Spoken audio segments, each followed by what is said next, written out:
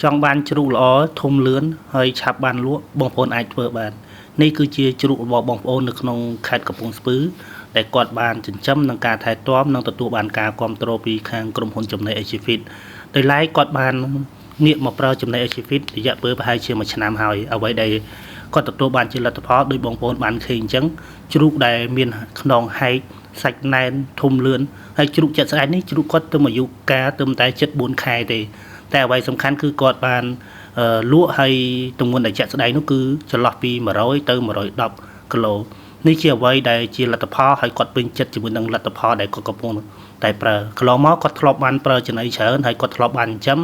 ប៉ុន្តែអ្វីដែលគាត់សម្គាល់គឺការចិញ្ចឹមវគ្គនេះគឺល្អប្រសើរដោយសារតែគាត់សម្រេចចិត្តមកប្រើចំណី Agifit ហើយចំណី Agifit ដែលគាត់ប្រើនេះគឺចំណីកូនជ្រូកនៅទូចគាត់ប្រើពពួក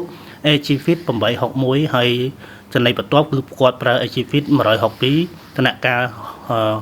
លក់គាត់ប្រើ Agifit 963អញ្ចឹងបើសិនជាបងប្អូនដែលកំពុងតែប្រើចំណីតែកំពុងតែមានបញ្ហាដោយសារតែការចិញ្ចឹមបងប្អូនអាចងាកមកប្រើចំណី Agifit ដើម្បីបងប្អូនទទួលបានលទ្ធផលដូចគាត់គួរបញ្ជាក់ថាចំណី Agifit គឺជាចំណីមួយដែលមានគុណភាព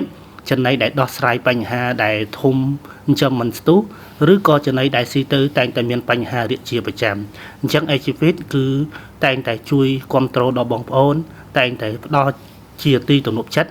និងតែងតែផ្ដល់លទ្ធផលសម្រាប់ការចិញ្ចឹមបងប្អូនឲ្យមាន